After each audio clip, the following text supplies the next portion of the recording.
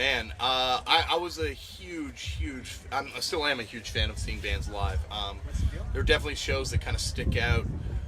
Number one is there's this band from Toronto from Hamilton, which is right around Toronto, called Haymaker. And their thing was that when they played live shows, they would literally destroy the venue. And there are some of their shows which I just can look back upon with such fond memories. One time, they smashed all the furniture in the venue and lit it on fire in the middle of the floor and made it like a giant indoor bonfire. Another time, they smashed all the lights, and it was just... Their shows were just kind of like, measures in brutality. God, I'm trying to think of some other bands that I saw. NoFX, when I saw them when I was younger, made a huge impact upon me because they were really fun.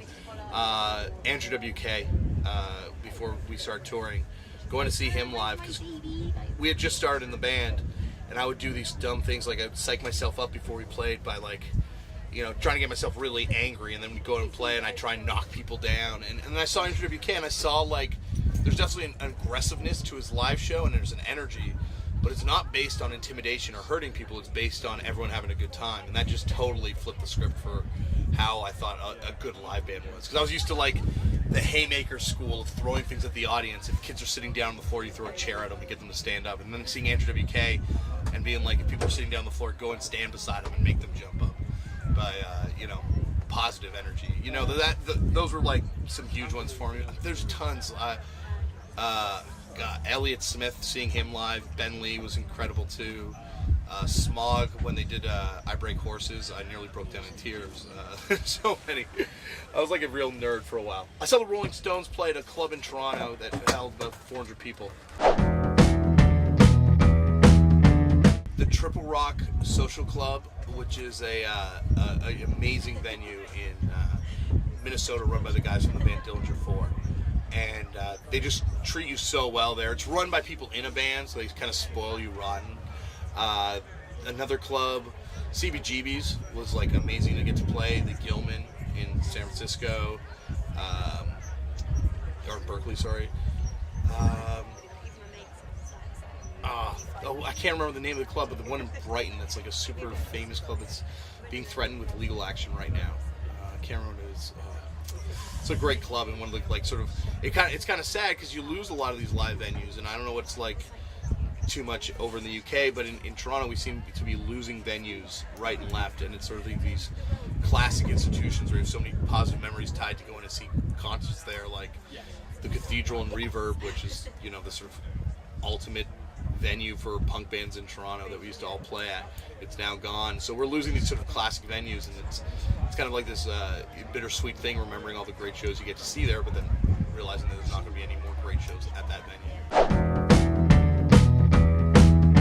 I saw an incredible band recently from Lethbridge, Alberta, called Fist City. They were just amazing. Kind of post-punk, post-Riot Girl, mixed together, but in a really kind of fun live band too. We played with a great band in Russia the other day called Morj, M-O-R-J, with two singers, and it was just, it was phenomenal. It was so great to see. Once again, it was like another show where it's just such a positive, fun live energy, where it's aggressive, it's not boring, it's not people standing around or swaying side to side, it's people jumping around, smashing into each other, but not in a violent, I'm going to hurt you way, but more in a let's all have a good time kind of way. And we've gotten a chance to play with a lot of great bands like that this summer, Monotonics and NWK and the Stooges and stuff, so there are a lot of bands that kind of have those energy and that vibe, which I think is so much fun to get to play with. Rocky Erickson, who's still alive, and with the Evil One lineup, Rocky Erickson and the Aliens. I Hate God from New Orleans, Louisiana.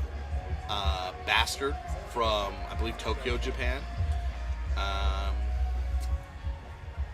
3. I'm guessing I'm going to say Left for Dead, but it could be Haymaker from Toronto or Hamilton, Ontario, Canada. And the last space, I'm going to put Dipset with the whole lineup, Jim Jones, Cameron, and Joel's, all when they're together. Not now when they're kind of fighting with each other. So they're all still alive, but I'd want them to be kind of friends with each other. live music is 100% different. It's almost like being two separate jobs. It's two different beasts. I think playing live, you owe it to the crowd to entertain them. They're sacrificing their time and money so you can do what you're doing. They're there hopefully to supply energy to allow you to do what you're doing. So you owe them a show. That's not to say you have to do what I do, or you have to do, like a certain set thing. But you owe them kind of like an experience that they're going to take home with them. And that no matter what you do, if you don't put yourself 100% into playing live, no respect for your band. There's bands like Jandik. Look at Jandik. He never played live because, he got to make these great records. And that's not saying I do value recorded music. That's your chance to be artistic. That's your chance to make a statement. That's your chance to experiment, to explore in a sort of different way. Like obviously you can experiment on stage too, like jam out and stuff. But yeah, when you play live, you owe those people a show. You don't owe them a lecture. You don't owe them an opportunity to feel bad about their lives. You owe them a fun time. It's because they're allowing you to do this. And that's, to me, the biggest difference. And I just think the energy you put in too.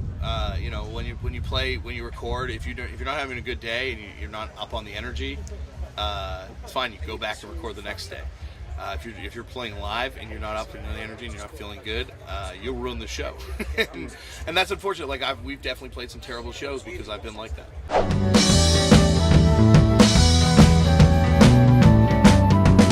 Hi there. My name is Damian Abraham, aka Pink Eyes from the band F'd Up, and you're watching Get Your